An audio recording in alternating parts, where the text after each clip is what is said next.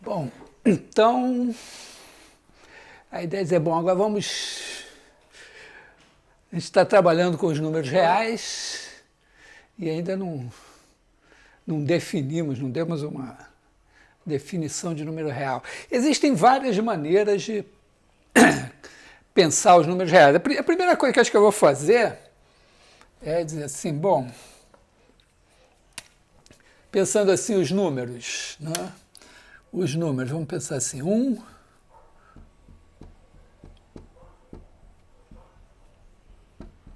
os naturais. A gente pode considerar que os naturais são dados e a gente tem os naturais, né? Tem uma maneira de meio que dizer, não, a gente constrói os naturais a partir dos conjuntos, o zero é o conjunto vazio, tá? Tem uma maneira de pensar assim, ó, zero é igual ao conjunto vazio, o 1, quer dizer, esse aqui, o zero, é um conjunto de 0 elementos. O 1 seria um conjunto com um elemento, então o único elemento dele é esse daqui. Então nós já temos dois caras que a gente conhece, esse e esse. Aí a gente diz, bom, o 2 é igual ao conjunto que tem dois elementos, um é o vazio e o outro é o conjunto que só tem o vazio. E por aí você vai, 3 é igual ao vazio, esse daqui, e o 2, né? Vou botar assim o 2 é esse aqui. Tá? Então, de certa forma, você tem o 0, o 1 é igual ao conjunto que só tem o 0, o 2 é o conjunto que tem o 0 e o 1, o 3 é o conjunto que tem o 0, 1 e o 2, etc. Assim. Tá? Mas, bom, não vou discutir isso. Os naturais, uma maneira importante de pensar os naturais é que eles podem ser caracterizados por um certo conjunto de axiomas. Quer dizer, o que caracteriza o conjunto dos naturais? Quer dizer, ele é um conjunto N. E, em vez de dizer que os naturais têm operação de soma, de multiplicação, a gente pode até ser mais, vamos dizer assim, mais econômico e dizer, ó, tem uma função S, tá? Então N é um conjunto e S é uma função de N em N, que cada número N vai associar, digamos, sei lá, um N com alguma coisa assim. Vou chamar de S de N mesmo, para não criar nenhum nome.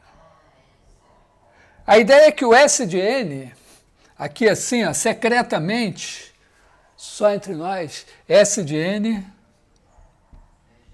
é para ser o N mais 1. Quer dizer, o S é de sucessor, é o que vem depois. Tá?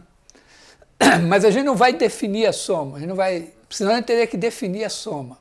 Então a gente só inclui essas duas coisas. E aí as propriedades, né?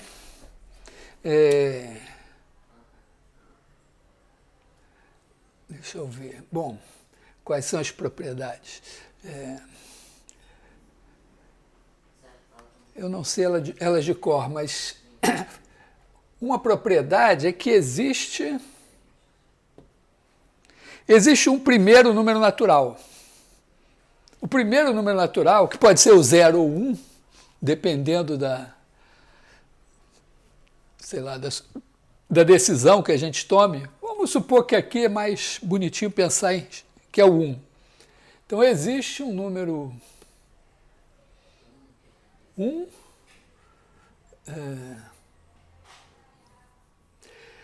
não sei se a gente deve dizer que é único, vamos dizer que existe um único número 1, tal que S de N diferente de 1 para todo N.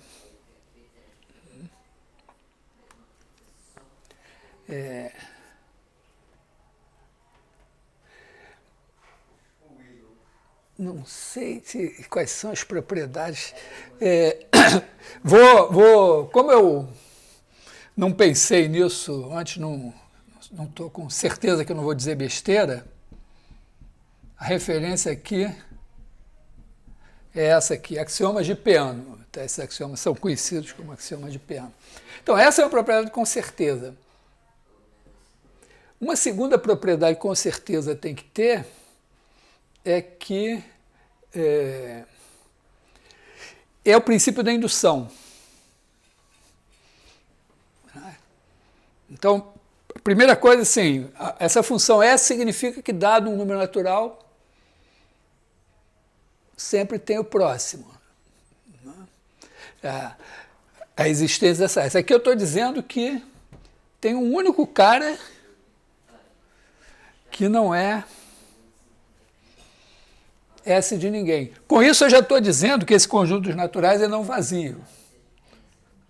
Porque se existe um cara que não é S de ninguém, então esse número 1 existe. Logo ele vai ter que ter um sucessor, que vai ter que ter um sucessor, etc, etc. O princípio da indução diz o seguinte, né? Se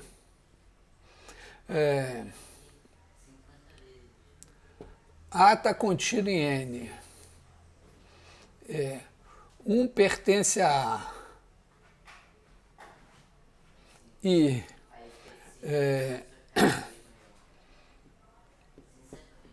S de A está contido em A, tá? Quer dizer, S de A está contido em A significa que se N pertence a A, então N mais 1 está em A. Então,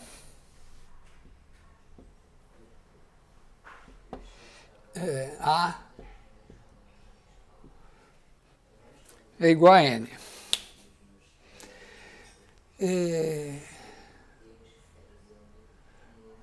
Não sei se faltou eu dar algum axioma a mais.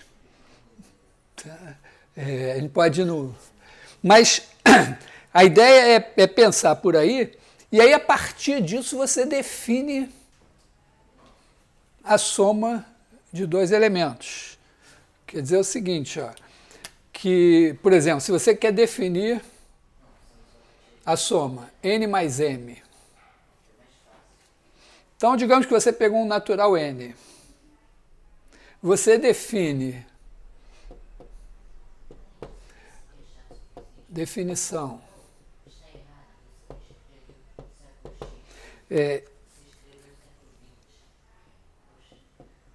N mais 1 é igual a S de N.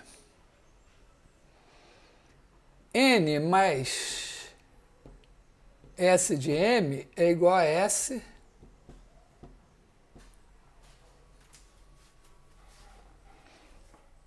de N mais M.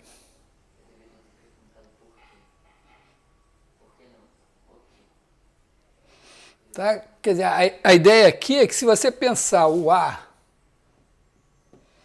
é igual ao conjunto dos M's, tais que N mais M está definido, então a ideia é que está definido, 1 pertence a A, e se M pertence a A, quer dizer, se eu tenho N mais M, então eu tenho N mais o sucessor de M.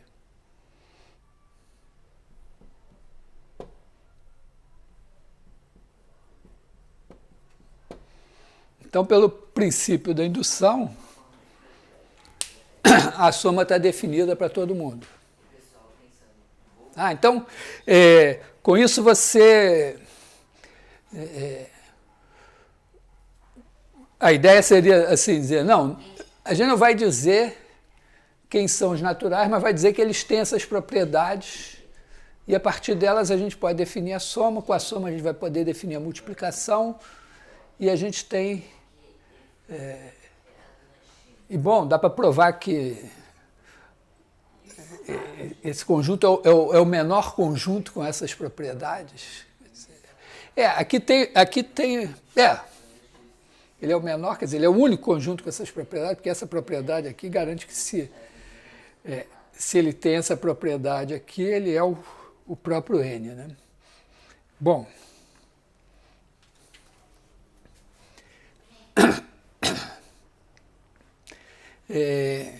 Não vou me alongar nisso, tá? Mas não sei se o professor de álgebra 1 trabalhou essa coisa aí.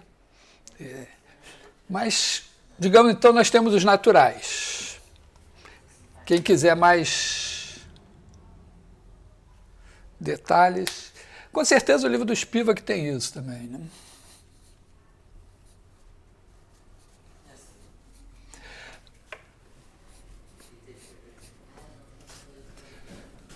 Acho que eu já comentei isso, né?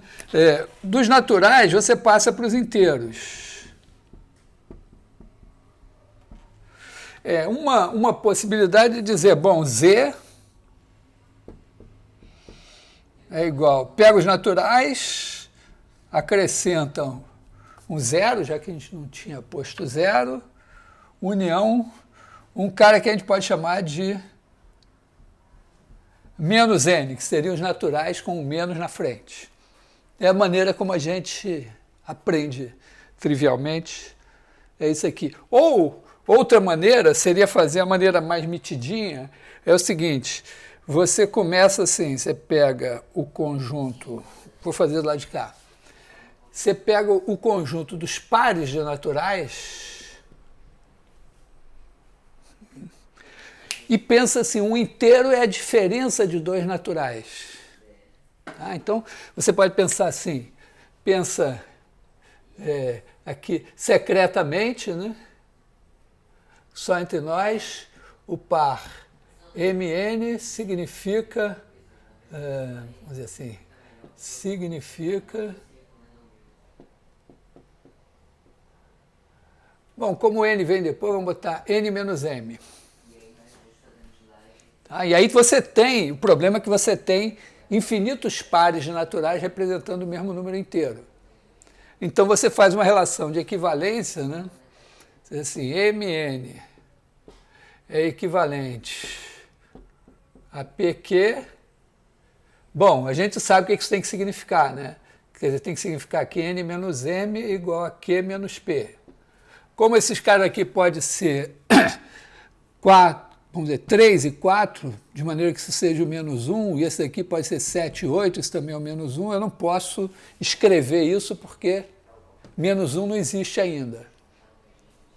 Então você escreve o quê? O que a gente tem certeza que deve fazer. Soma P dos dois lados, soma M dos dois lados. Então isso aqui significa N mais P,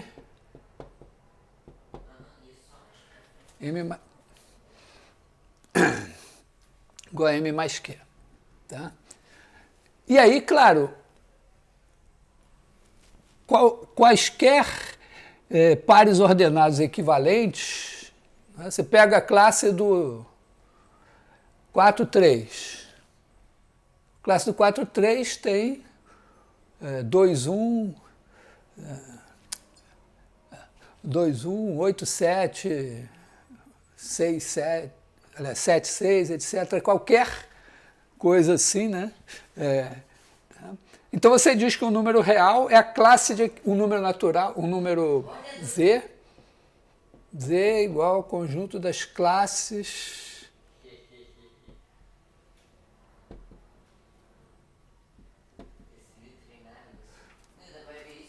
então, todo mundo que for,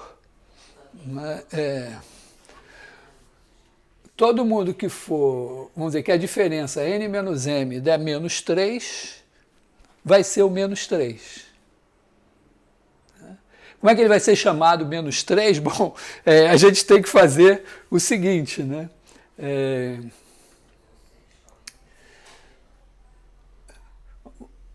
Vamos fazer de conta que a gente já tem o zero, né? Quem é o 3?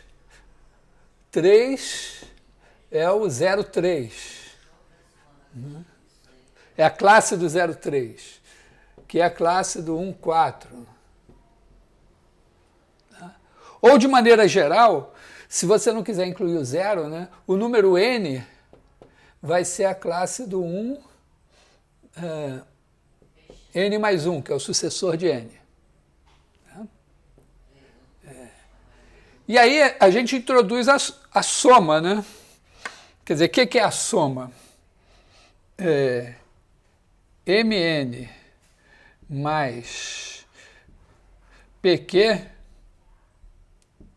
O que é isso? Bom, secretamente isso é N menos M mais Q menos P, que é igual a N mais Q menos M mais P. Então, se eu somar essa classe com essa daqui, isso daqui vai ser a classe do M mais P, N mais Q. E depois você tem que mostrar que isso não depende dos caras que você pega na classe. Tá? Então aqui vamos dizer o menos N, a gente sabe que vai ter que ser esses caras aqui. Depois você define a multiplicação e tal. Tá claro? Estou só esboçando o caminho. Deu para pegar assim a ideia? É que, vamos dizer, eu estou começando a pegar os inteiros, né? Eu pego os inteiros e digo, bom, como é que eu vou construir os inteiros a partir dos naturais? Eu penso o inteiro como a diferença de dois naturais, e para não fazer isso aqui, né? Pego como a diferença de dois naturais, e essa diferença, como ainda não existe, eu não posso pegar a diferença de quaisquer naturais, então eu não posso escrever isso daqui. Mas eu posso dizer, eu escrevo Mn, e eu penso que isso aqui é N menos M. Eu sei o que eu quero que seja. Então, em cada circunstância, por exemplo, aqui eu sei isso, né? Eu apago isso e digo só isso aqui. Mas eu sei que eu cheguei aqui por causa disso. Então, eu defino a soma. Quando eu faço assim, é claro que eu tenho que mostrar, né, que se eu tivesse aqui um M1, N1, que fosse equivalente a esse, e aqui um P1, Q1, que fosse equivalente a esse, se eu fizer aqui o M1 mais P1, N1 mais Q1, tem que dar equivalente a esse. Então tem um trabalho aí para provar que está tudo certo. Depois a gente faz a multiplicação. Né? Quer dizer, vamos ver, a multiplicação não sei se vai ser mais difícil,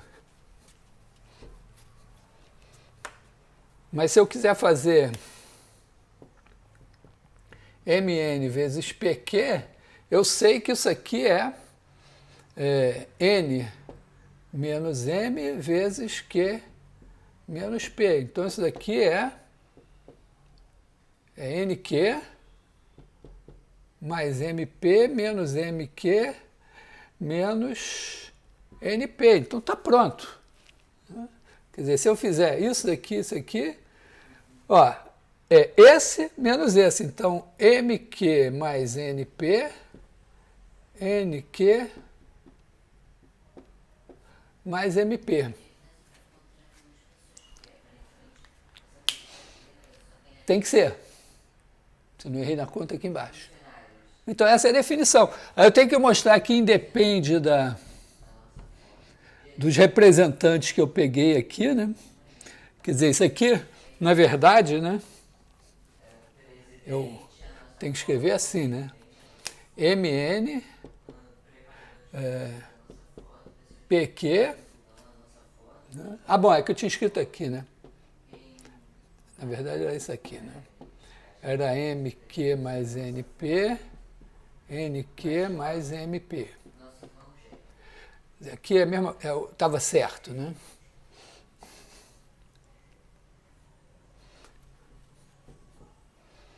Então, repetindo, né? Se eu quero multiplicar esse por esse, eu digo, não, mas esse cara daqui é N menos M, esse daqui é Q menos P, isso aqui tem que dar isso,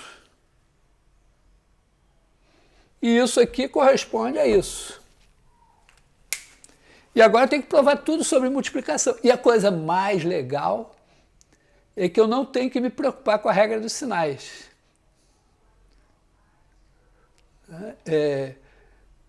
Eu nunca fiz isso, mas eu posso jurar para vocês que se eu fizer, eu acredito, vamos dizer,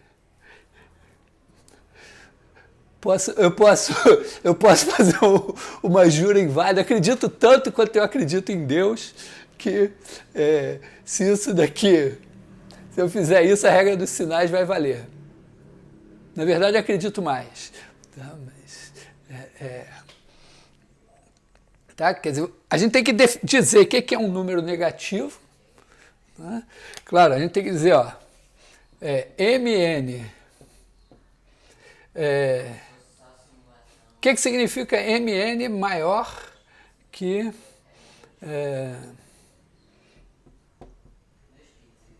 PQ? Significa que N menos M é maior que Q menos P.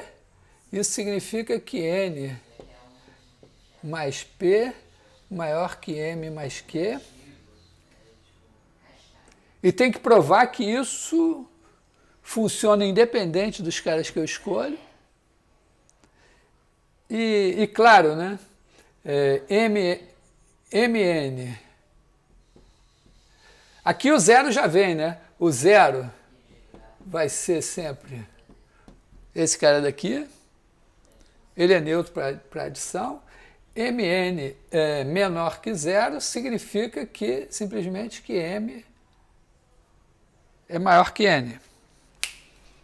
Onde a ordem dos naturais eu defini lá com os axiomas de Peano, usando, né,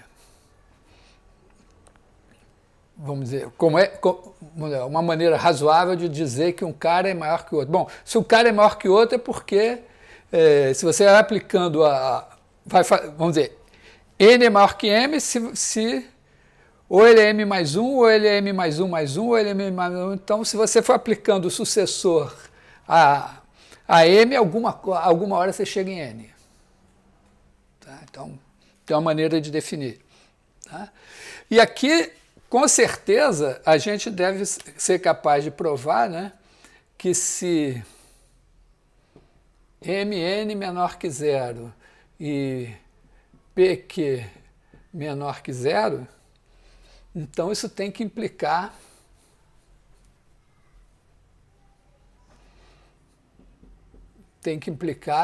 que esse cara aqui, MQ mais NP,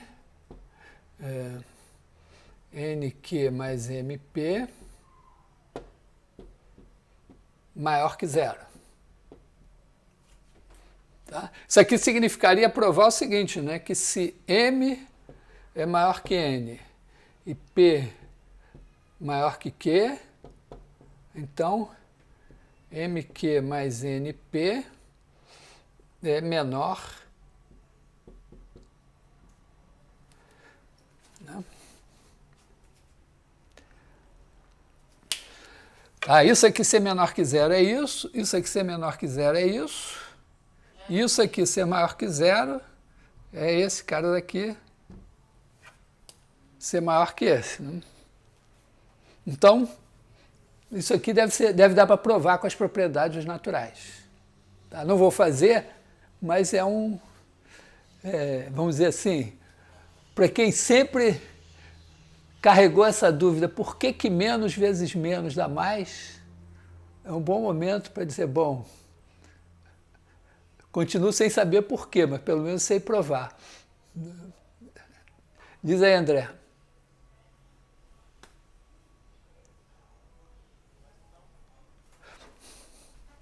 Essa daqui?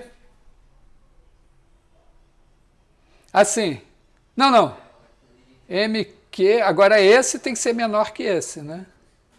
Porque quando esse é negativo e esse é negativo, o produto tem que ser positivo, né? Tá? Então, deixo para vocês essa questão. Não seria legal você chegar... Mãe, continuo não sabendo por que menos vezes menos dá mais, mas agora eu sei provar. É uma coisa assim.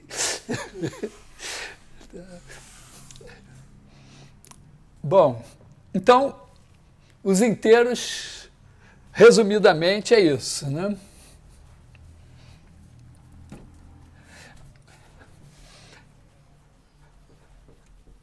A passagem dos inteiros para os racionais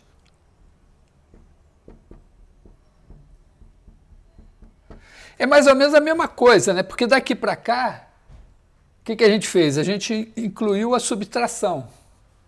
Daqui para cá a gente vai incluir a divisão.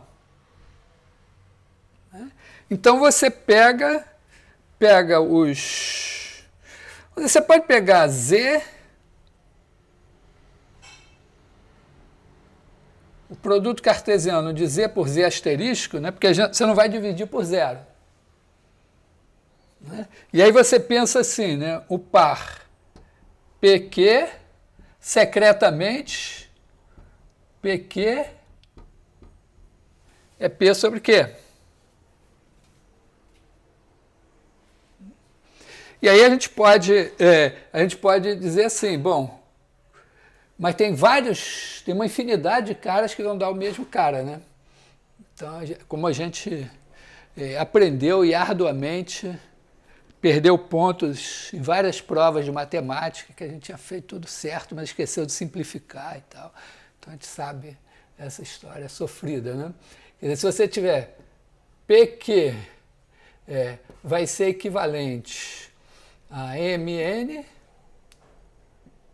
isso aqui significa o quê? Que P sobre Q é igual a M sobre N. Então isso aqui é PN igual a MQ. Então isso aqui significa que PN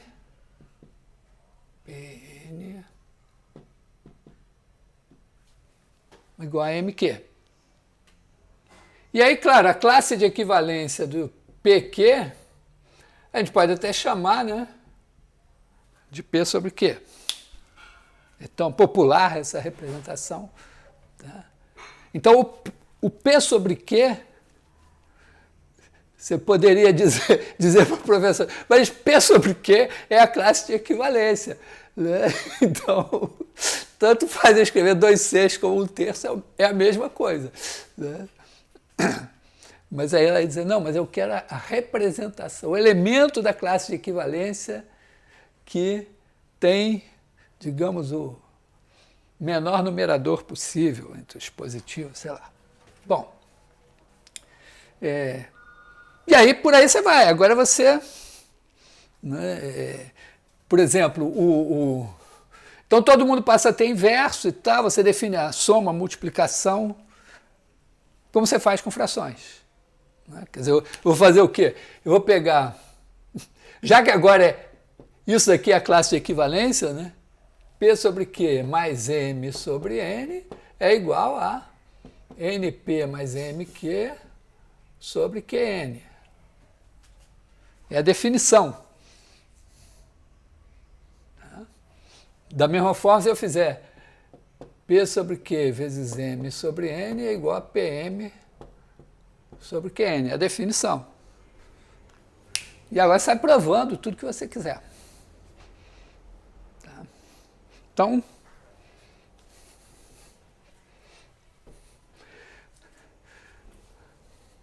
agora tem a parte dos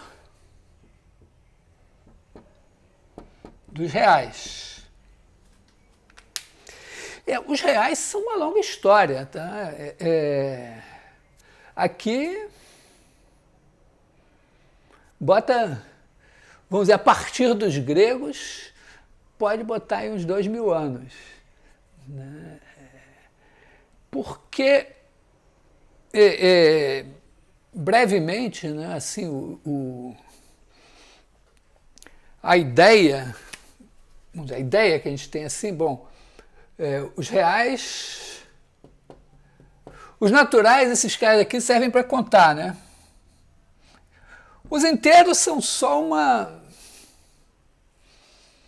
vamos dizer assim, uma sofisticação dos naturais. A discussão números negativos. No século XIX, ainda muita gente boa ainda gastava seu tempo discutindo, justificando a existência de números negativos. Talvez, não sei se eu consigo explicar um pouco por que isso era razoável. Então, isso aqui são números de contar.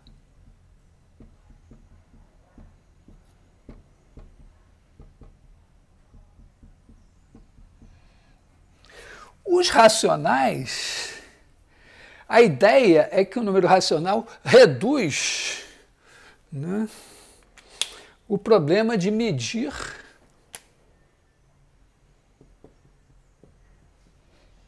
ao problema de contar.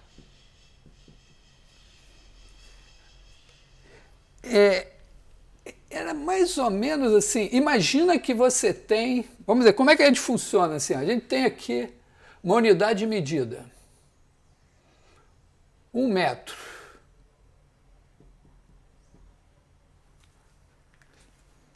Não sei se vocês aprenderam isso, que antigamente a definição de metro era o comprimento de uma barra, não me lembro mais que metal, titânio, sei lá o que ficava guardada lá no Instituto, não sei das quantas, em Paris.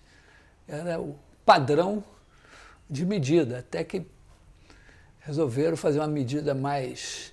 Também foi definido como sei lá, sobre 40 milhões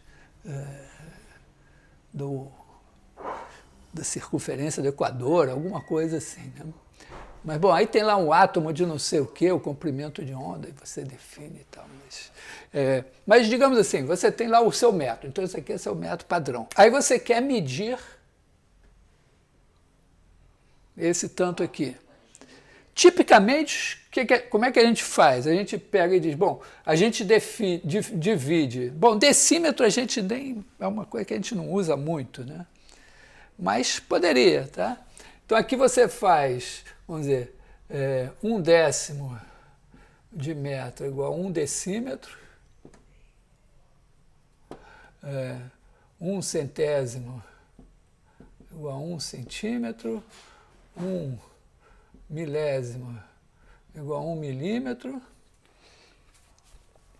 e sei lá. Mas a ideia é a seguinte, né? É que você pode pegar e dividir esse cara aqui em que pedaços?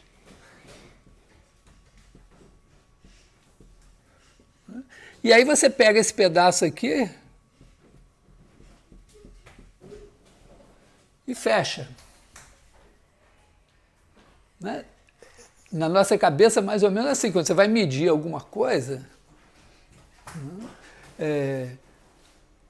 milímetros é suficiente. Você mede e dá tantos milímetros. Se você quiser ser mais preciso, não, 1/10 de milímetro. Então estava um pouco na cabeça das pessoas isso, né? Que esse cara daqui, quer dizer, aqui você tem pedaços de 1 metro sobre Q. Então isso é igual a P sobre Q metros. Mais ou menos é isso que funciona, né? Então, por exemplo, né, você diz que tem, sei lá, 168 centímetros, ou 1,68 metros, ou 168 sobre 100 metros. E parecia que isso funcionava. Não sei como é que se os gregos tinham suas trenas e coisas assim, até que ninguém descobriu lá que, né, o templo de Diana, não tenho certeza se era Diana não, mas era uma deusa aí. O oráculo lá disse que, pô, a praga lá que estava sendo terrível só ia se resolver quando duplicasse o templo de Diana. Então, só que o templo era um cubo, e aí interpretou que tinha que fazer com o dobro do volume. Então tinha que ter, o lado ia ter que ser multiplicado por raiz cúbica de 2, e aí descobriram que esse número Não é, quer dizer, se você pegasse o comprimento a aresta do cubo do templo e fosse procurar a raiz cúbica de 2, dividindo em pedacinhos, não era nenhum número racional. Depois tem a versão do raiz de 2 e tal. Então, você, quer dizer, não importa, mas a sofisticação da geometria chegou a um ponto de dizer, olha, tem comprimentos aqui que a gente não consegue medir dessa maneira. E aí isso gerou uma crise no pensamento e tal. E tem um cara chamado Eudoxo,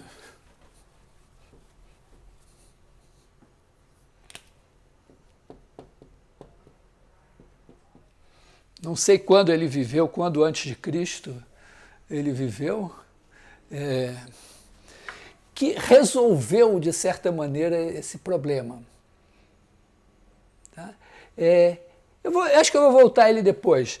A gente resolveu esse problema como? Acho que mais ou menos aí. Bom, então, gregos, crise. Que crise é essa? Existem, vamos dizer assim,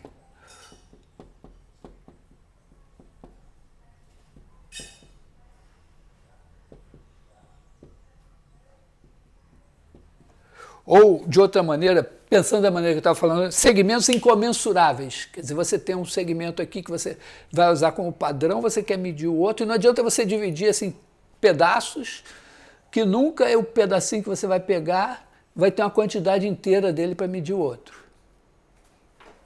Então tem essa crise. Aí, ó, bota aí 2.000 anos de água passando por debaixo da ponte, né? Tem a numeração de posição.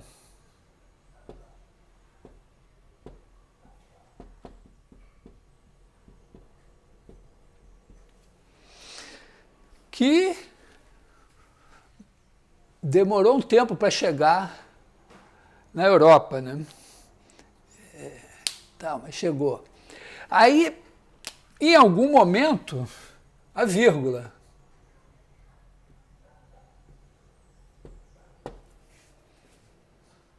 Então você, em vez de dizer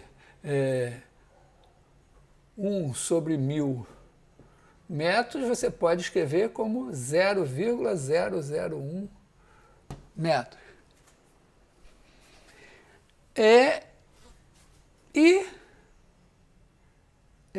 Infinitas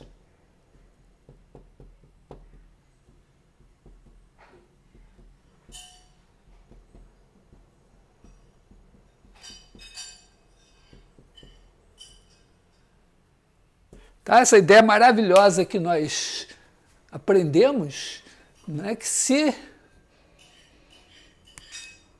a medida não dá em centímetros, você bota milímetros. Se não fecha, você bota décimos de milímetros. Se não fecha, você bota centésimos de milímetro. E você pode ir botando. Né? E aí, o limite disso é que é a sua medida. Essa ideia é sofisticadíssima. Tem a soma de uma série aqui. E foi assim que nós construímos os números reais. Quer dizer, os números reais que nós aprendemos são isso. Tá legal?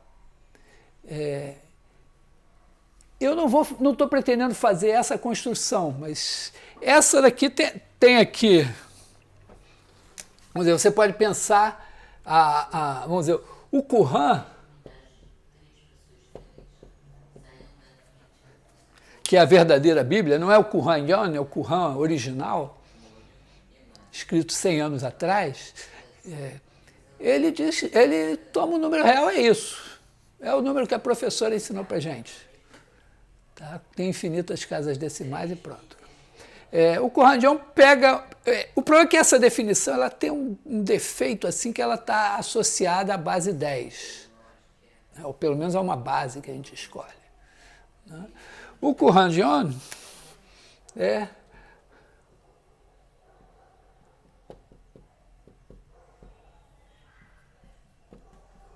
faz os intervalos encaixantes.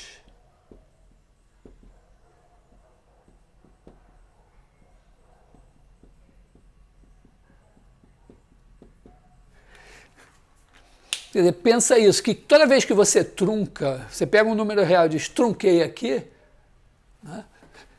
Por exemplo, se na verdade é isso daqui, né, é igual, mas vamos dizer, deixa eu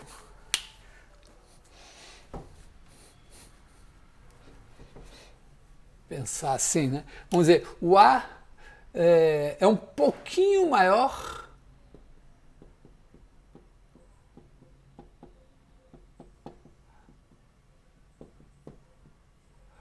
que, sei lá, 3,1415. Então, o que isso significa? Significa que ele está em 3,1415 e entre 3,14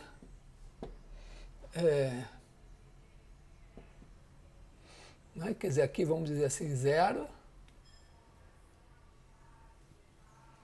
Né? Ou, na verdade, se você disser, não, peraí, não é isso. Quer dizer, ele é um pouquinho maior, então eu não fui a essa precisão. Então, vou botar 6 aqui. Se eu quiser saber quanto que ele está entre esses dois, significa que ele pode ser, na verdade, o A vai ser um pouquinho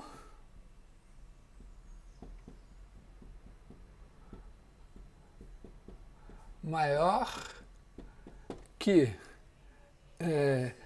3,14150 ou 3,14151 ou 3,14152 ou etc. até 3,14159.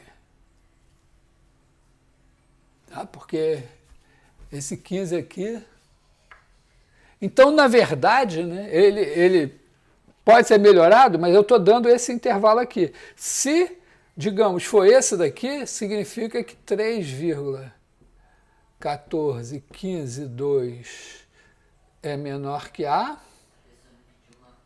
que é menor que 3,14153.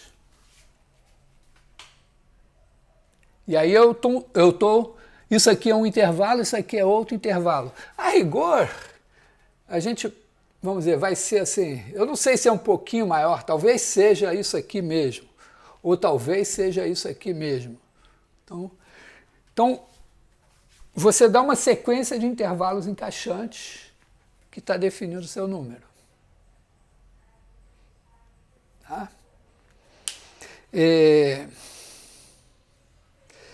Bom, tem uma terceira possibilidade, que é a do Cantor. O Cantor também é o pai dessa história aqui, né? O Cantor, ele faz com...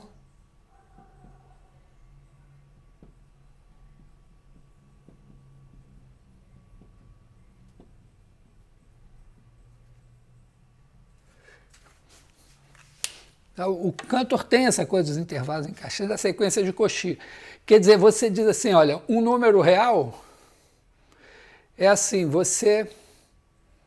ele vai ser definido por uma sequência de racionais. E se eu não tenho um número para mostrar, eu sei que ele existe se essa sequência for de Cauchy. Tá legal? Repara que todas essas definições aqui, a primeira é muito boa, mas ela está atrelada à base 10.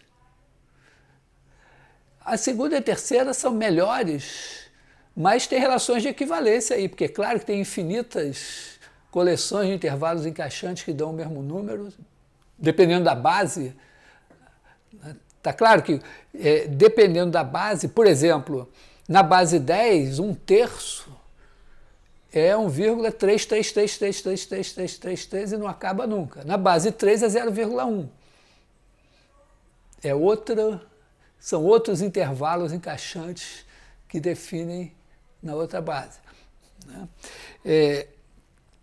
As sequências de Cauchy também, você pode fazer diversas sequências que convergem para o mesmo número real e elas têm que ser equivalentes nesse sentido aqui. Tá? Então, a burocracia também aqui vai ser mais delicada. Mas eu vou retornar lá nos gregos.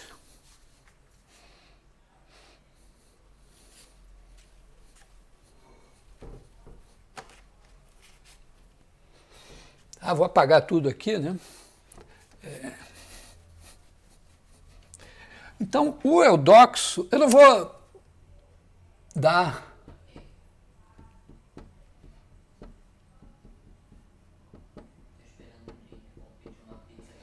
Então, Eudoxo deve ter vivido alguns séculos antes de Cristo e Dedekind viveu na segunda metade do século XIX. Então, tem mais de 2000 anos entre eles e o Dedekind retoma essa ideia daqui.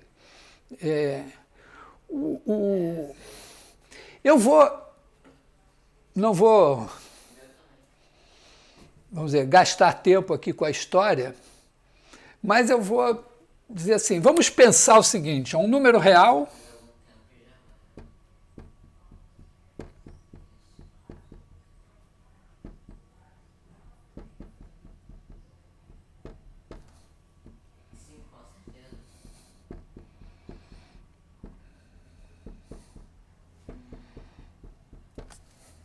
um ponto da reta. Mas nós entendemos assim que tudo bem. Então, vamos pegar a reta aqui. Aqui temos o A, isso deve ser um número real.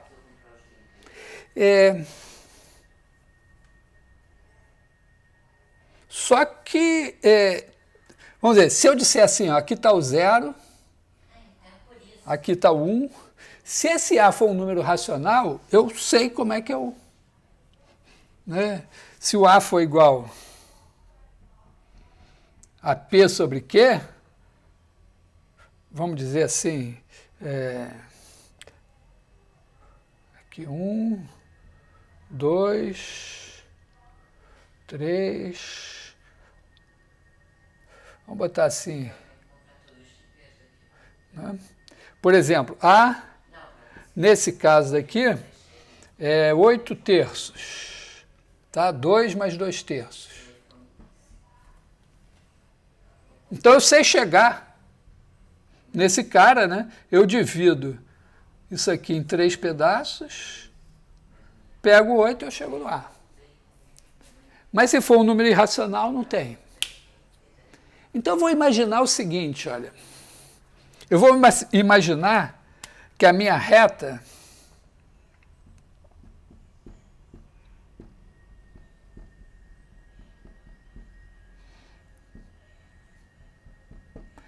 já os temos.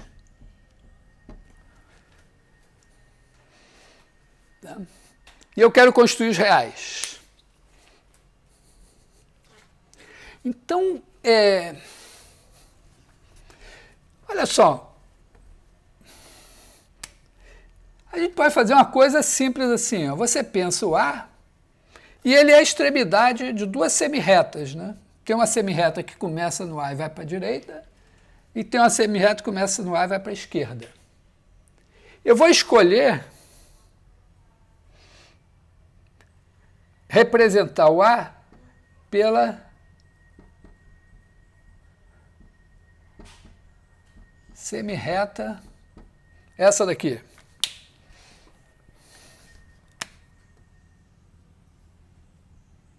Vou botar ela aberta aqui. Por que eu vou botar ela aberta? Acho que vai ficar claro. Porque se eu quiser caracterizar essa semirreta, eu posso pensar assim, eu não preciso da semirreta toda.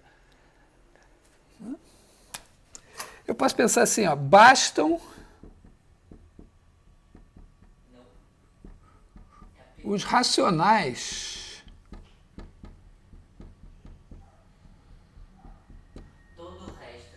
Ah, tinha que ser. Tinha que ser bem quando eu compro mais dois. É. eu posso pegar só os racionais.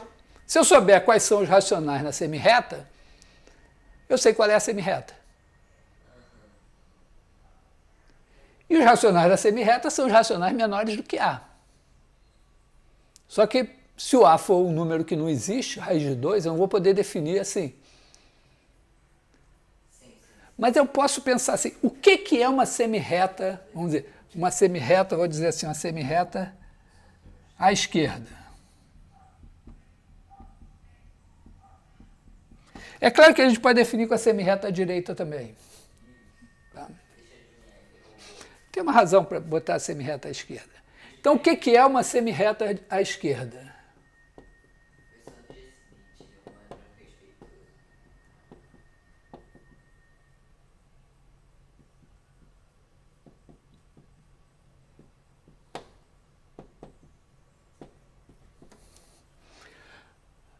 Vou definir assim, ó.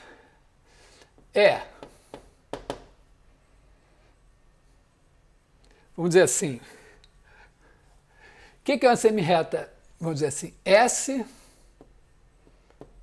é uma semirreta à esquerda se, primeira coisa, S vai ser um subconjunto dos racionais. Então eu vou pensar a semirreta como um subconjunto dos racionais. Tá? Segunda coisa,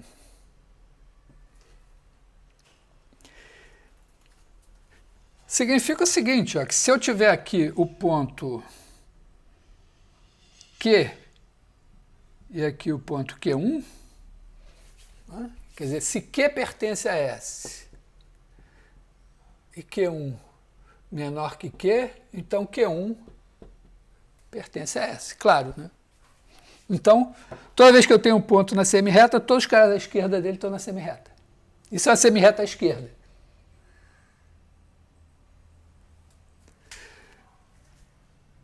Segunda coisa, bom, não pode ir até o infinito, tem que ter alguém que limita, quer dizer, tem que ter um cara aqui.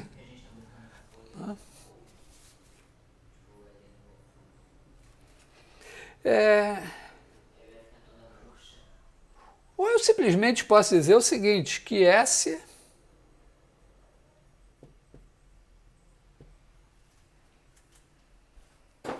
é diferente de quê?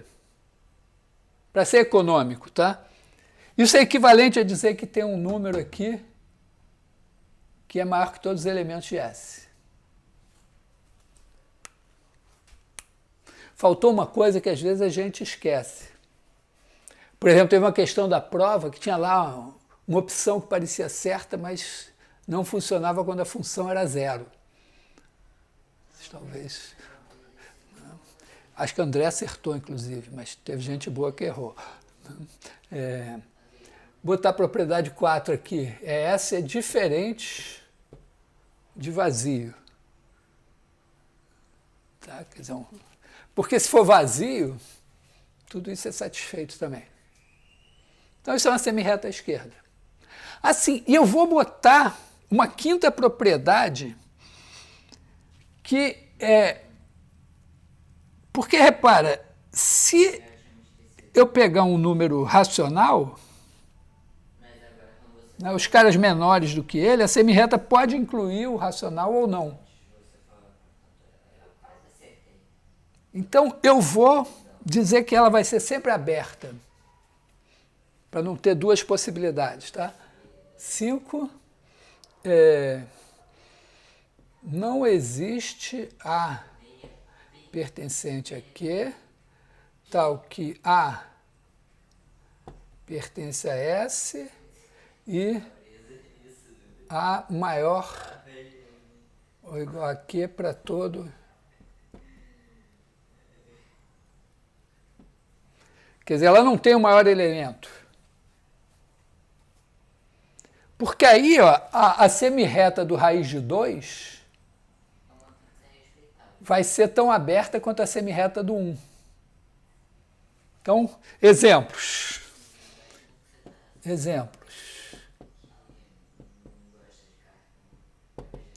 Primeiro exemplo, S, vou botar assim, S2 é igual ao conjunto dos Q pertencentes a Q, tais que Q menor que 2. Eu botei 2 só porque esse período eu estou dando aula para engenharia também, aí eu me lembro de ser mais... quando eu falo engenharia também, não inclui engenharia matemática, tá? Quando eu falo engenharia, são os outros que não têm... precisam de coisas muito concretas. Então, se eu dissesse assim, pega um número racional e pega os racionais menores do que ele, esse exemplo aqui é só um caso particular, que obviamente funciona para todos os números racionais. Então, isso daqui é o 2. Né? Isso, na verdade, é o 2. Aqui eu vou chamar de 2 daqui para frente. Quer dizer, para cada racional eu vou chamar ele assim. Só que agora tem semirretas que não correspondem a números racionais. Né? Exemplo 2, pega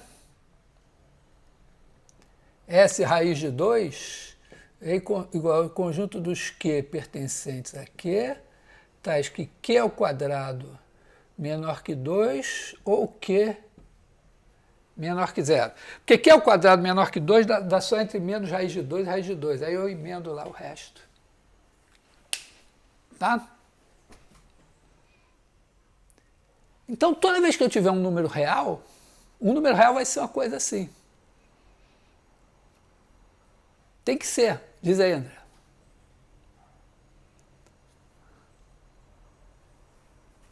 É porque a semirreta tem que ir até menos infinito, né? Se eu pegar aqui o raiz de 2 e o menos raiz de 2, se eu não botasse isso aqui, que é 2 menor que 2, ia dar só esse pedaço aqui, né? É por isso que eu incluí o rabicho para cá. Tá? É meio feio assim, mas... dá um probleminha. Agora é isso, ó. Tem duas coisas que são óbvias aqui. Vê se está todo mundo a bordo.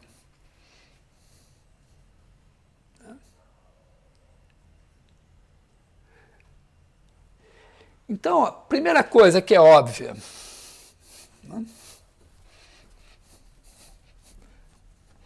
Então, vou fazer a seguinte definição, né? R é igual ao conjunto das semirretas à esquerda, conforme essa definição aqui. Como nos casos anteriores, eu esqueci de mencionar, mas era claro, né? Quando eu passo dos naturais para os inteiros, cada natural, né? O meu inteiro é um par de naturais. Mas, por exemplo, o 1 corresponde a qualquer par de naturais que tem n, S de n, quer dizer, n mais 1, porque é n mais 1 menos n dá 1. O 2 é n mais 2, etc. Tá? Quando eu passo dos inteiros para os racionais, 3 é 3 dividido por 1, ou qualquer coisa equivalente a isso.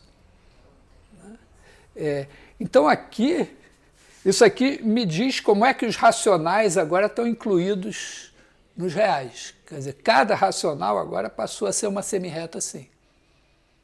Mas tem outras semirretas como essa que não são dadas por racionais. Mas, primeira coisa, o que é óbvio? Óbvio. Primeira coisa, a definição de maior, né? X é menor ou igual a y, 6 somente C. X é um número real, tá? X e y, números reais, portanto são semirretas. Esse é menor ou igual que esse, 6 somente C, X está contido em y. Não é? Porque a semirreta do y tem que ir um pouquinho mais que a do x, na pior das hipóteses, ser a mesma. E segunda coisa óbvia, quer dizer, isso aqui é a definição, né? Isso aqui é a definição da ordem. A segunda coisa óbvia é a propriedade do Supremo.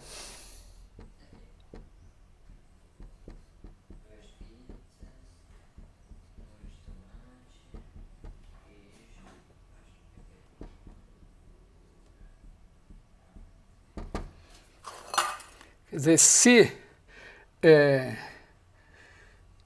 A contido em R é tal que, primeiro, A é não vazio.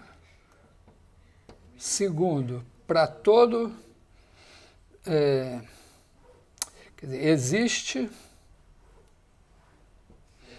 M pertencente a R, tal que M é maior ou igual a X para todo X pertencente a A. Então, é um conjunto não vazio e é limitado superiormente para essa definição. Então,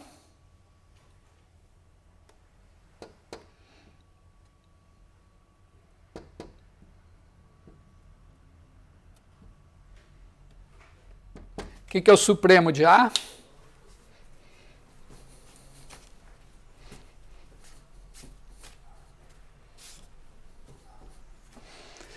Significa o quê? As propriedades dele. A é supremo de A se, primeiro, A maior ou igual a X para todo X pertencente a A. 2. Se M maior ou igual a X para todo X pertencente a A, então, ou seja, o meu conjunto A está aqui assim. Aí, esse conjunto A, repara, as cotas superiores, ó, se eu tiver aqui um M e M1 for maior que M, ele também é uma cota superior. Então, o conjunto das cotas superiores é uma semirreta, só que para a direita. E essa semirreta começa em alguém. Esse alguém é o A. Fala aí, André.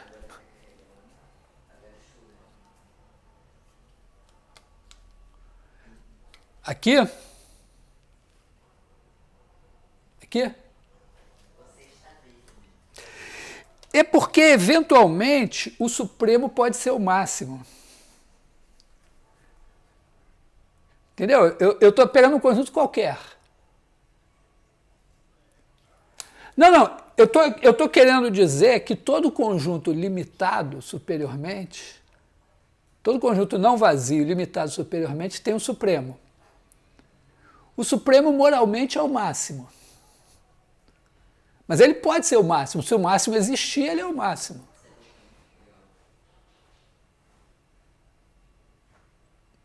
Tá legal? Quer dizer, se eu pegar o intervalo 0, 1 fechado, o máximo é o 1.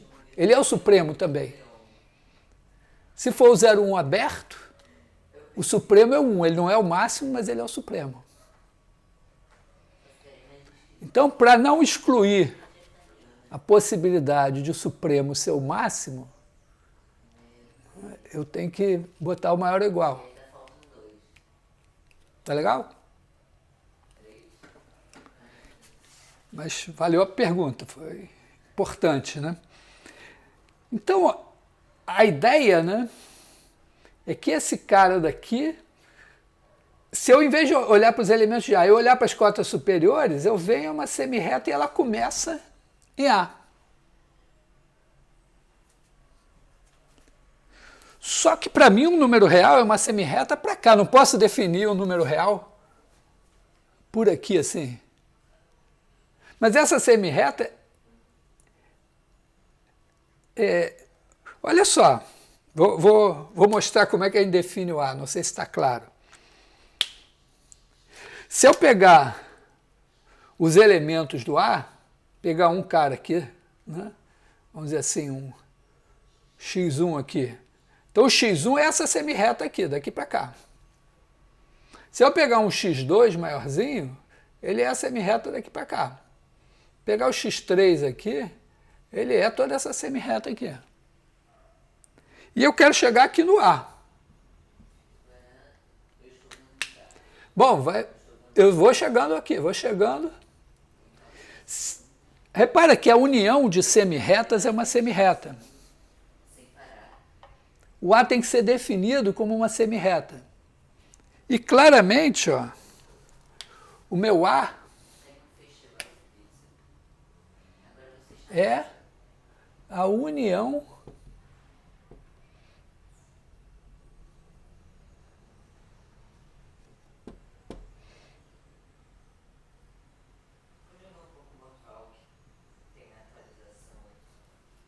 se eu pegar semirretas menores que A, juntar todas, vai dar o A. Só que eu não preciso de todas. Né? Eu preciso de todas. Eu preciso, só, na verdade, só das últimas. Só preciso de uma sequência que chegue aqui. E essa sequência está no meu conjunto A. Então eu digo, não, vai ser a união das semirretas dos elementos de A. Já é suficiente. Então, eu simplesmente... Mas cada elemento de A é uma semirreta. Então, o meu A, como conjunto, ele é união...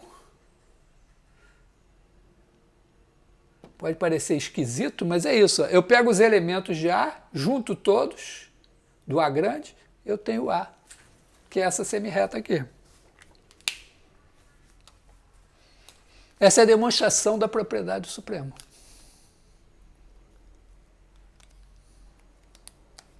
Vê se está clara a demonstração. A demonstração é só a questão da linguagem, dizer, ó, não, um número real é uma semirreta. Então eu quero construir uma semirreta que contenha todas essas semirretas. Eu junto todas elas, faço a união. E essa já é a maior, é a menor semirreta que contém todas essas semirretas.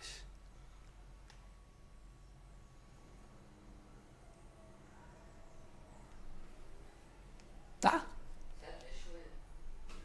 Então, repara, a gente, de uma maneira extremamente trivial, acaba de construir os reais, definir a ordem nos reais e provar a propriedade do supremo sem nem ter definido soma, multiplicação, zero, nada. Agora tem a burocracia de definir a soma, a multiplicação e tal, que a regra dos sinais atrapalha, né? Mas... Tá, porque eu posso definir a soma de duas semirretas, né, essa semirreta com essa daqui, eu somo os elementos daqui com os elementos daqui, essa termina, vamos dizer, em A, essa termina em B, a soma vai terminar em A mais B. Mas o produto não. Né? Porque o produto, os negativos passam para o outro lado. Uma maneira seria dizer, não, eu não vou usar semirretas, eu vou usar segmentos começando em zero e tal. Tem uma burocracia, mas eu não vou fazer a burocracia. Tá? O Spivak faz ela. A ideia é que eu olho para isso e digo, agora eu tenho um modelo do que são os números reais. Eles correspondem a pontos da reta e cada ponto da reta é caracterizado por uma semirreta. Isso me dá trivialmente a propriedade do supremo e o resto é definir soma, multiplicação, não sei o que e tal. Vai dar um trabalho, se algum dia eu tiver tempo para isso, eu faço. Tá? Por exemplo, vocês podem fazer, vocês gastam muito tempo ainda jogando videogame, então podiam pegar esse tempo e fazer essa conta aí. Não sei. Não sei se vocês viram a palestra a palestra não, é a discussão com o Franklin Maia, que é um ex-aluno do nosso curso que trabalha no Nubank. Ele falou que uma das coisas que ele tem é que ele tem menos tempo para jogar videogame hoje. Então, No tempo da graduação ainda tinha. É. Bom, isso vai servir para vocês, então não vou gastar meu precioso tempo de jogar videogame hoje para demonstrar isso, porque depois que eu me formar, arrumar um emprego, sei lá, um negócio assim, tiver uma empresa, não vai dar tempo. Então essa é a construção dos reais. Vamos dizer, é uma construção simples. Tem também o próprio texto do Dedekind que ele faz isso. Mas, resumindo a história, né?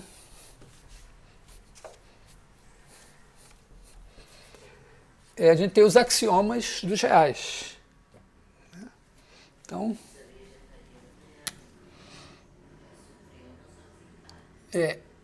os reais. Então, os reais são o seguinte, são um conjunto, uma coisa que tem o seguinte, né? É uma quádrupla. Você tem um conjunto R, uma operação de adição, uma operação de multiplicação e uma ordem. Tem uma maneira econômica de... Bom, e uma ordem? Vou botar assim. Né? Então, isso aqui é o conjunto. Essa daqui é uma operação.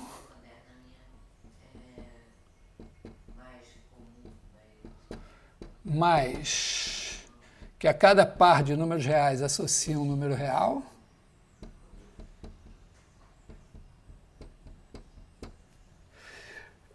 Essa aqui é outra operação.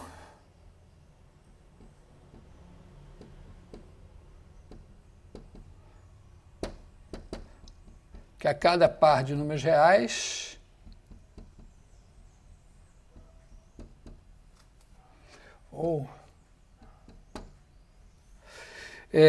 e aqui é uma relação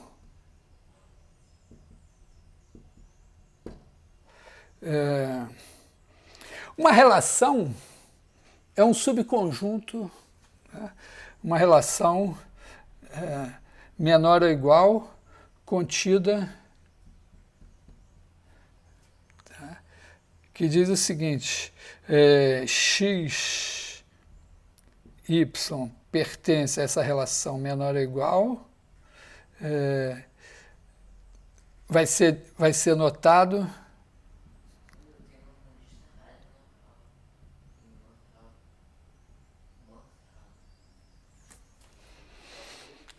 tá? Quer dizer, uma relação é assim, você dá um conjunto de pares ordenados. Aí quando você encontrar o par xy, significa que x é menor ou igual que y. E aí esse negócio tem que ter propriedades, né? Propriedades.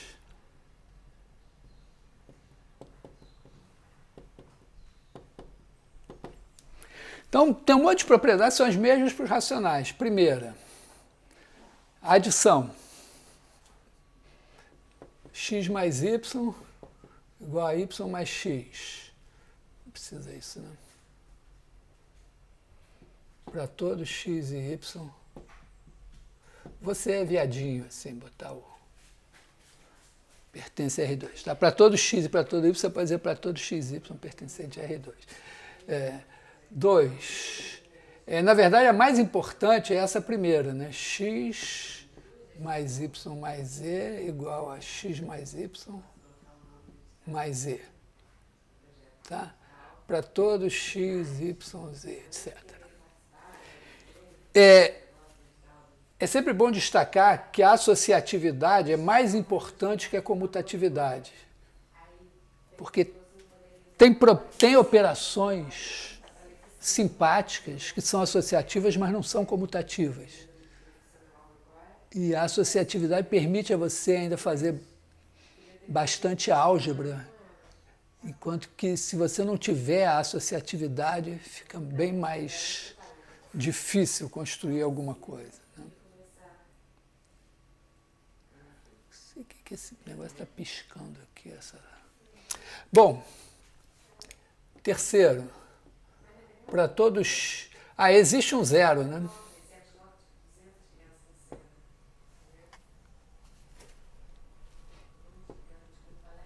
tal que x mais zero igual a x para todo x. E esse zero é único. Acho que já provei, mas não custa nada. Ó, zero é único. Se você tiver se x mais um outro cara igual a x para todo x pertencente a R, então 0 mais quadrado por isso daqui é igual a zero. Mais isso daqui é igual a quadrado mais zero. E, portanto, é igual a quadrado. Então, quadrado igual a zero. Né? Se você já viu isso antes, ou está vendo pela primeira vez, você tem que dizer, a primeira vez que eu vi isso, eu disse, caralho, que coisa linda. Né? Uma coisa assim. Bom, então existe o zero, ele é único. Então, 4 para todo x pertencente a R existe menos x tal que menos x mais x igual a zero. E claro que x mais menos x é zero por causa da... Então, isso aqui caracteriza, são as propriedades da adição. Não sei se vocês viram esse nome em álgebra, isso quer dizer que os reais com a adição formam um grupo comutativo, ou abeliano. Depois, agora a multiplicação, 5, mesma coisa, né? xy igual a yx, para todo xy. Sexto, associatividade, xy, z igual a xy, z, para todo xy, z. 7, existe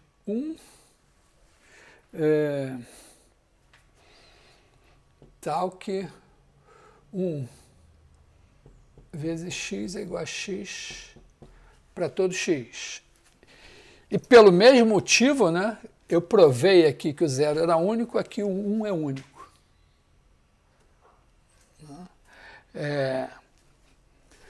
Aí tem uma pequena mudança, né? É que nem todo mundo vai ter inverso multiplicativo. Né? Então, para todo x diferente de zero, existe x a menos 1, tal que x vezes x a menos 1 é igual a 1. Repara, tudo aqui os racionais têm. Agora, entra as propriedades da ordem. Bom, da ordem. O que a gente tem aqui? 9. X menor ou igual a y. Y menor ou igual a z implica que x é menor ou igual a z. Propriedade básica de ordem é isso. Né? Segundo, 10. Vamos fazer uma coisa assim, né? Que x maior ou igual a y implica x mais z maior ou igual que y. É menor ou igual que eu boto, né?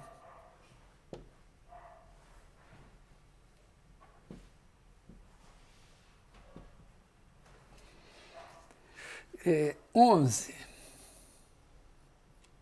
Bom, para multiplicação a gente sabe que tem que ser assim, né? X menor ou igual a y, z maior que zero implica xz menor ou igual que yz.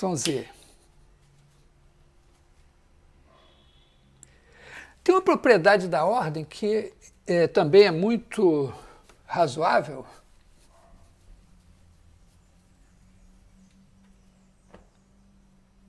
que é a seguinte, né? 12.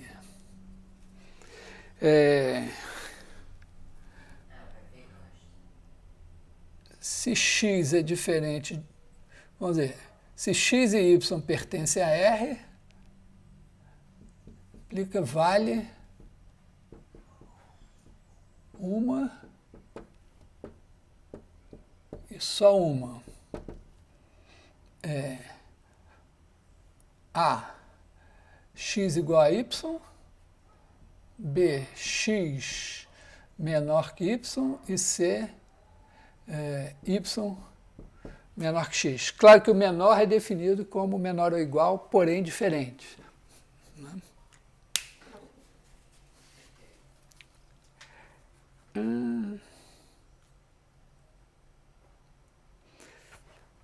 Faltou uma coisa muito importante aqui, né?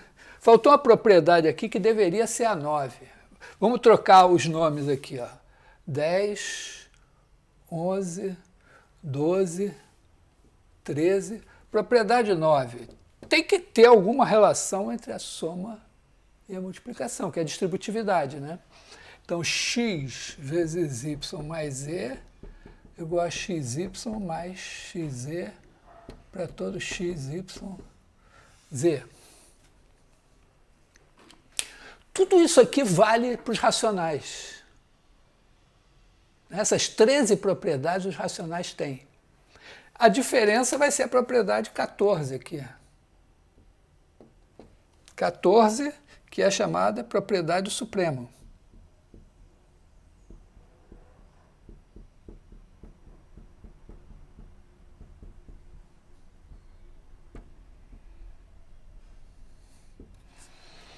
Acho que eu não vou reescrever, porque eu já escrevi, parei, demonstrei e tal.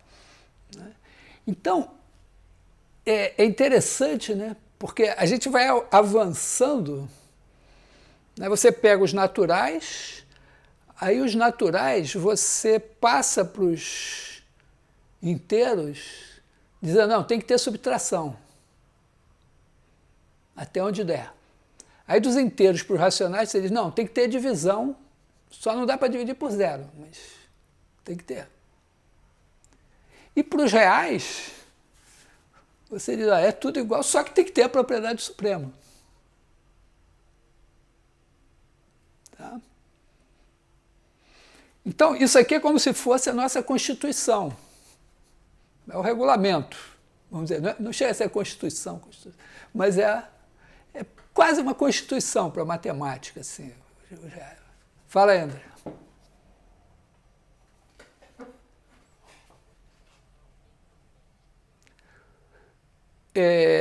Tem nos naturais e nos inteiros vale a propriedade suprema. Não é? Porque um conjunto de naturais ou de inteiros, um conjunto de naturais limitado superiormente é finito. Claro que ele tem o maior elemento. Nos inteiros é infinito para a esquerda, mas tem o maior elemento também. Tá? Então, no caso dos naturais e dos inteiros, é a propriedade do máximo, não é nem do supremo. Todo conjunto não vazio limitado superiormente tem um máximo. Nos racionais, aí é que o bicho começa a pegar. Tá legal?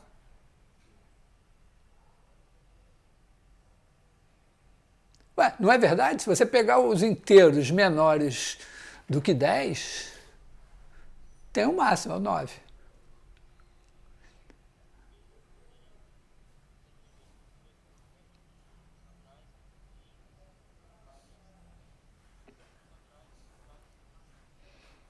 Aham.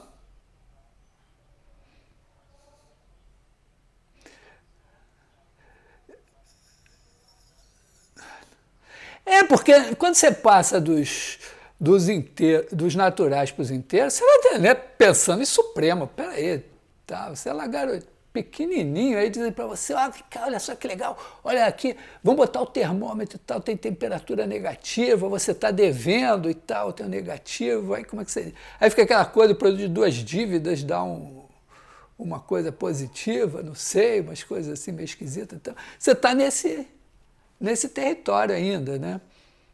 Depois dos inteiros para os racionais também, a preocupação é dividir.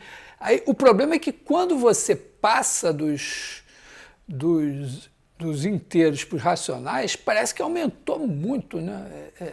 Né? Porque dos naturais para os inteiros, para cada natural tem 2 inteiros, claramente. Agora, dos inteiros para os racionais parece... Na verdade, é do mesmo tamanho, mas ficou um mundo muito maior. Aí é uma nova questão. Né? Quer dizer, quando... Porque, de certa forma, repara, os racionais, eles parece que reduzem o problema de medir ao problema de contar. Foi o que eu falei no começo, né? Você pega, divide em pedaços menores e conta. Só que você vai desenvolvendo a geometria e tal, Pitágoras, não sei o que e tal, não sei o que, e você diz, pô, peraí, tem uns caras aí que eu não consigo medir com os racionais. Então, um novo problema que se coloca, que não estava antes na ordem do dia. Tá? A questão não é porque os números não vão sendo construídos por uma mera especulação filosófica. Você está lá resolvendo problemas e tal. Então, criou os racionais. Está lá os racionais, até que um dia você diz, espera aí, agora tem uma questão nova aqui que se colocou. Tá? Mas, olhando assim formalmente, né, você chegou nos racionais, você chegou aqui. Tem essas 13 propriedades, você diz, pô, é isso aqui. E não é evidente que essa é uma propriedade que vai dar conta da história. Né? Foi preciso comer muito feijão com arroz para dizer, vamos fazer assim. Porque, na verdade, né, com essas propriedades, a gente tem que ser capaz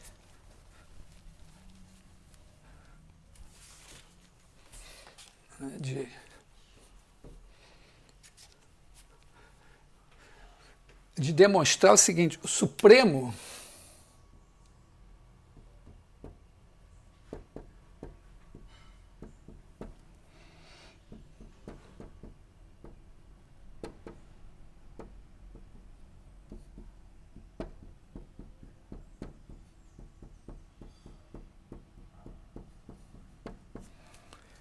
O que são teoremas de existência? Teorema de existência é o seguinte, é toda vez que você está numa situação, vamos dizer assim, um problema, e você diz, esse problema tem uma solução, mas você não consegue exibir a solução. Né? Quando você diz assim, ó, 3x igual a 6, aí você diz x igual a 2. Aí você diz, bom, 3x igual a 1. X igual a 1/3. Vamos dizer, aqui antes você tinha assim, x menos 3,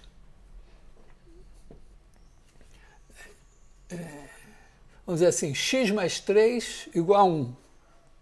Você diz x igual a menos 2. Né? Então, aqui nos naturais, aqui nos inteiros, aqui nos racionais, você resolve esses problemas.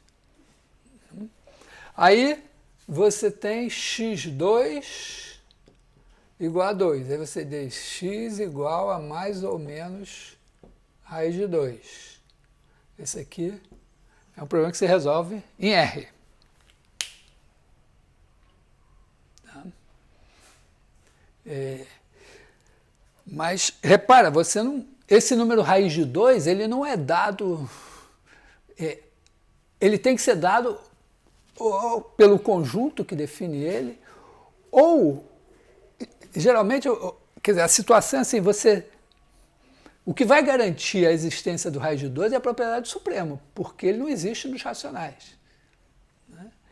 Então, teorema de existência é isso. Você tem um problema, mas você não tem uma solução algébrica para ele. Uma conta que você faz, né, soma, multiplica, divide e tal, e você... É mais complicado que isso, mas... vamos dizer assim, você não tem... Não consegue mostrar ao cara, tá aqui, a solução é essa. Então você diz, não, mas espera aí, vou fazer um argumento que vai convencer você de que essa solução existe. Né? Geralmente, um argumento, a melhor maneira de você ter um argumento assim é você construir uma sequência de números que nenhum deles é a solução do problema, mas você prova que essa sequência converge para um número e esse número é a solução do problema. Então, os teoremas de existência, o primeiro deles, né? Vamos dizer, o nosso teorema 1.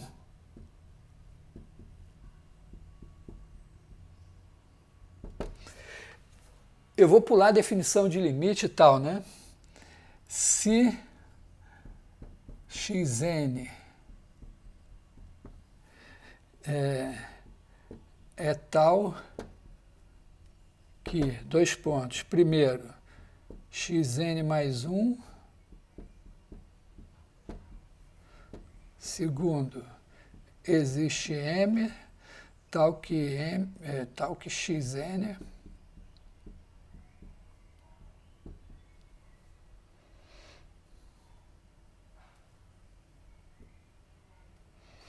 então, existe limite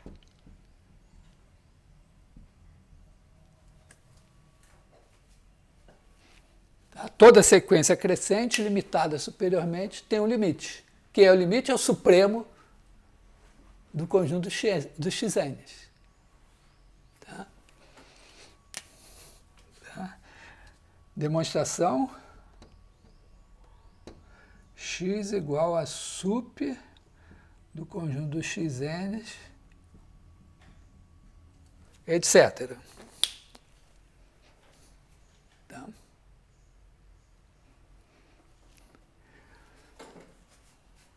Bom, com esse teorema a gente pintou e bordou. Com esse teorema 1, na verdade, a gente demonstrou tudo, né? Vamos dizer, teorema 2. Ou, vamos dizer assim, corolários.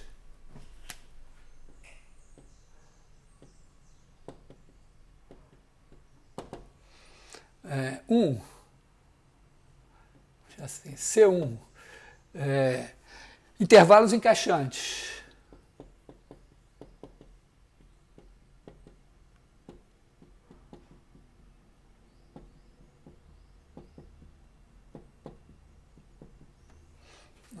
Se você tiver uma sequência ANBN com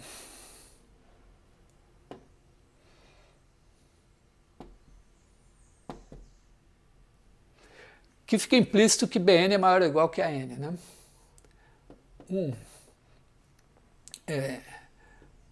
AN mais 1, BN mais 1, contido, tá, diminui. 2, limite, quando n tende a infinito de Bn menos AN, é zero. Então os intervalos estão encolhendo. Então, existe um único C tal que C pertence, na verdade, quer dizer, C é igual à interseção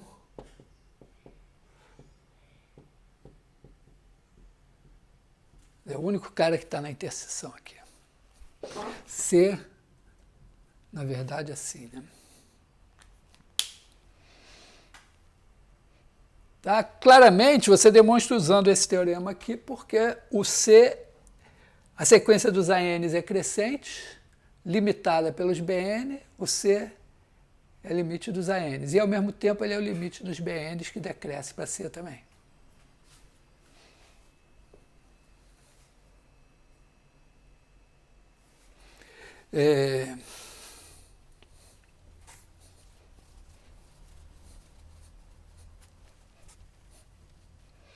Corolário 2. Critério de Cauchy. Não, até antes do critério de Cauchy, né? Vamos pegar assim, Bolzano-Weierstrass. Teorema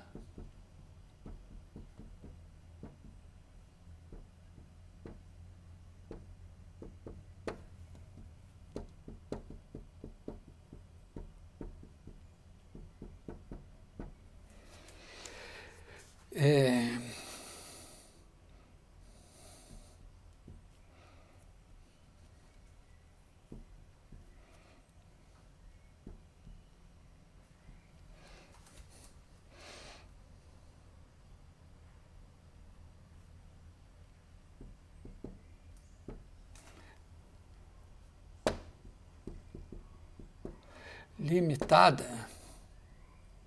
Limitada aqui é limitada por cima e por baixo. Tá? Então,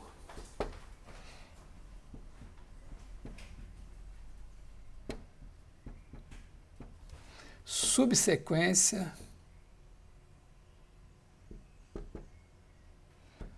convergente.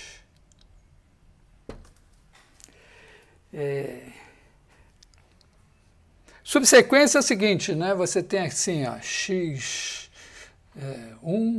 x2, x3, x4, x5, etc. x6, x7, x8, x9. Aí você corta alguns, mas deixa sobrar uma infinidade. Tá? E aí você só reenumera, né? Por exemplo, aqui vamos dizer, você vai cortar esse. Então esse agora, esse aqui vai ser o x n1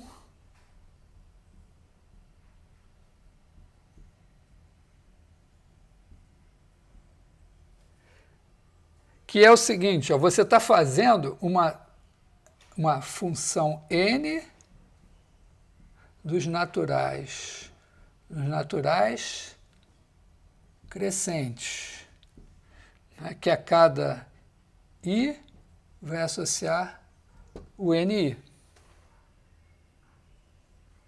E a sua x, a x é uma função de n em R.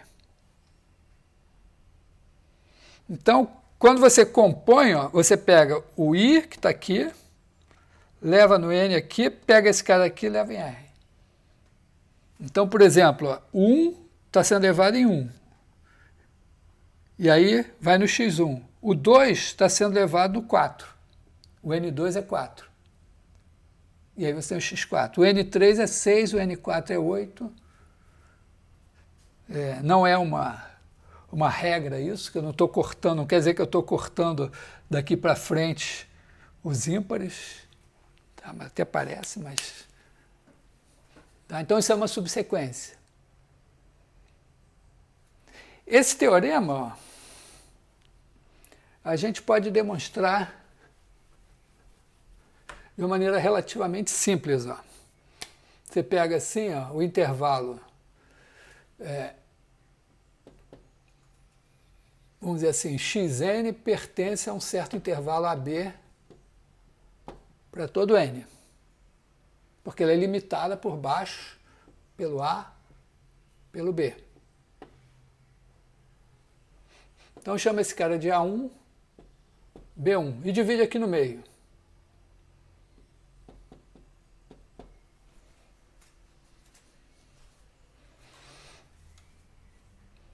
Agora é o seguinte, ó, os xn pingam aqui infinitas vezes. Ou ele pinga infinitas vezes aqui, ou pinga infinitas vezes aqui. No mínimo. Então, eu posso dizer o seguinte, que se pingar infinitas vezes daqui entre A e A mais B sobre 2, eu chamo esse cara daqui,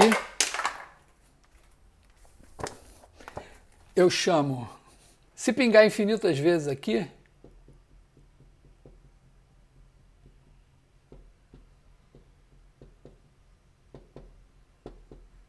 eu digo, então, esse cara daqui vai ser o A2 e esse vai ser o B2. Se não, esse aqui vai ser o A2 e esse aqui vai ser o B2. Né? Tá, meu algoritmo. Tá claro?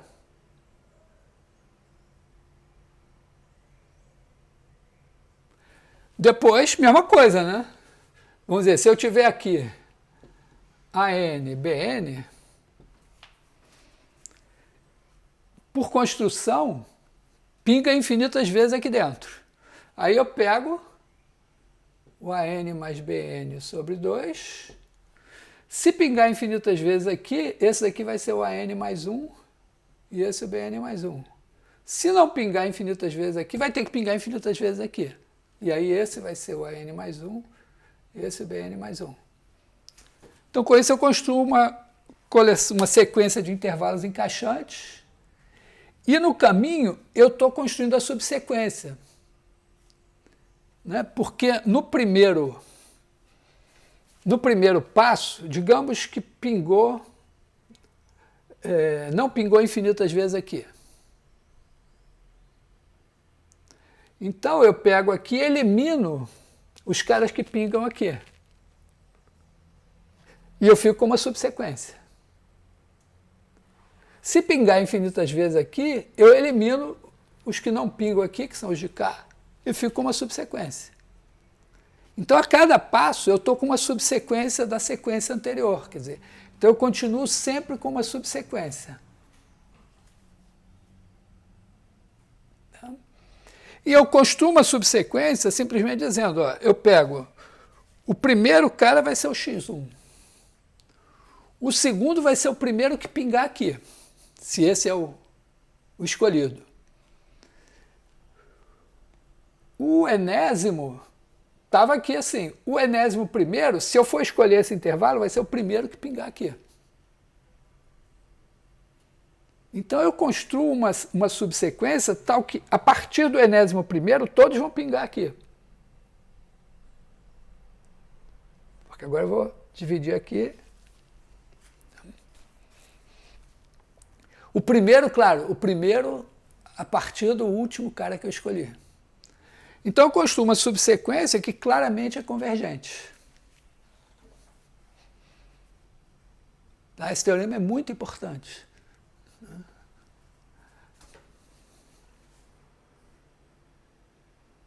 Bom, ainda podemos, vamos dizer, um corolário 4, corolário 3, né? Critério de Cauchy.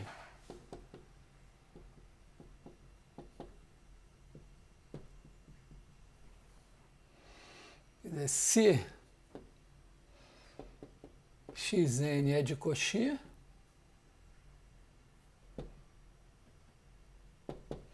então xn é convergente. Isso aqui significa que para todo epsilon maior que zero existe n0, tal que nm maior que n0 implica xn menos xm menor que epsilon. A demonstração, 2 passos. Passo A, xn de Cauchy, de Cauchy implica xn limitada. Tá? Porque, vamos dizer, dá epsilon igual a 1. Então, a partir de um certo ponto, está todo mundo aqui. Então, esses caras aqui, né, estão limitados. E os anteriores são em número finito. Então você tem um conjunto finito que é limitado, mas o outro conjunto limitado é limitado. Então toda a sequência de Cauchy é limitada. E B, se Xn é de Cauchy e Xnk é subsequência de Xn,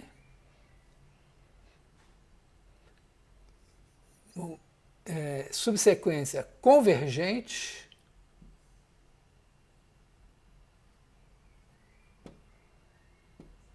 então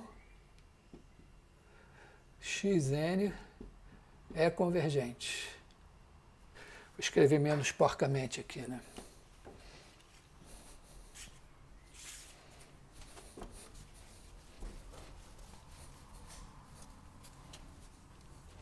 Repara, essa primeira propriedade aqui, que é a sequência de Cauchy é limitada, garante que ela tem uma subsequência convergente. Mas se você tem uma subsequência convergente e a sequência de Cauchy, os caras da subsequência vão convergir para um cara. E eles vão arrastar todos os outros para esse mesmo cara. Tá? Então, B, se Xn é de Cauchy e tem subsequência convergindo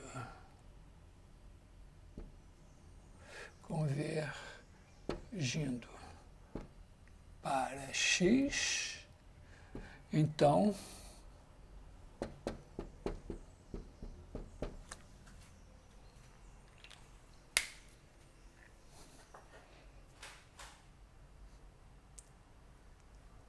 tá. Não vou fazer o detalhe da demonstração, mas repara que em relativamente pouco tempo, a partir da propriedade do Supremo, a gente consegue demonstrar os pilares da convergência de sequências e séries. E aí, depois a gente tem teorema do valor intermediário, teorema do máximo, toda função limitada, contínua, limitada, no intervalo fechado, tem o máximo no intervalo. Teorema do valor médio, que é fundamental para demonstrar o teorema fundamental do cálculo. Que mais nós temos? E tem um resultado importante, que é a continuidade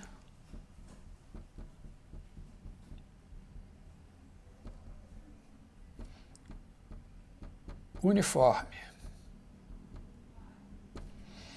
E daí, toda função contínua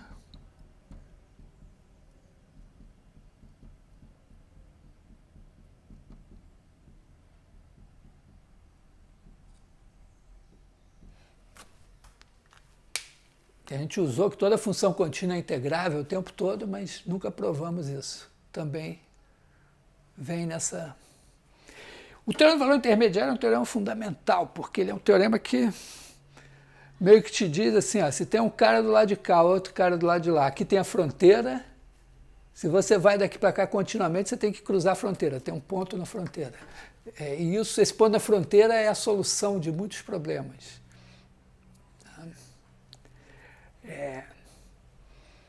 Então, meio que essa semana é a semana de botar os pingos nos i de todos os teoremas que a gente demonstrou mais ou menos.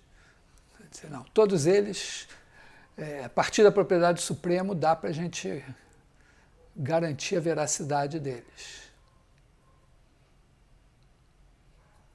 Certo? Então é só estudar, vamos dizer, rever todos os teoremas do curso e dizer, peraí, isso aqui usa a propriedade do supremo. Tem até coisas esquisitas. Eu botei num teste, numa prova para monitor, um resultado assim. Porque tem coisas que não valem nos racionais, realmente. O teorema do valor intermediário não vale. Né? Até não vale o seguinte, por exemplo, quando você tem uma função contínua nos reais, ou que tem a derivada contínua, e ela é positiva num ponto, então a função é crescente na vizinhança do ponto. Nos racionais isso não vale. Dá para dar um exemplo meio esquisito assim, mas...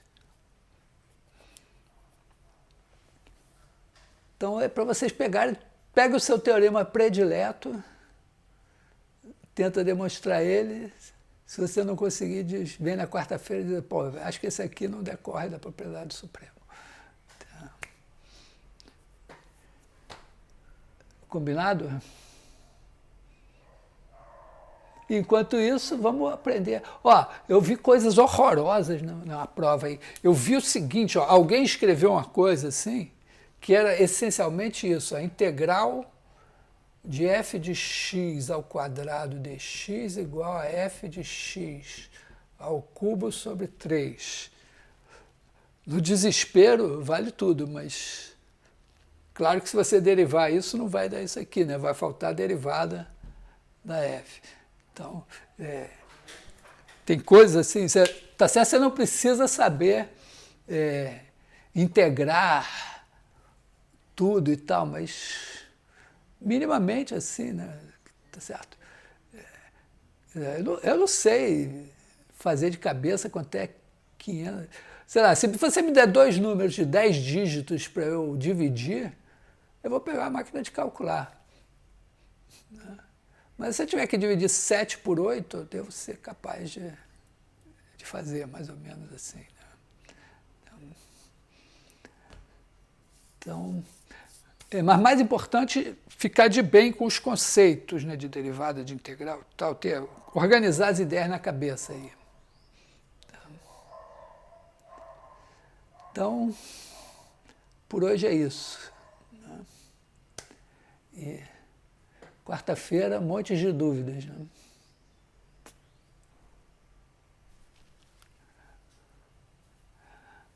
Tchau.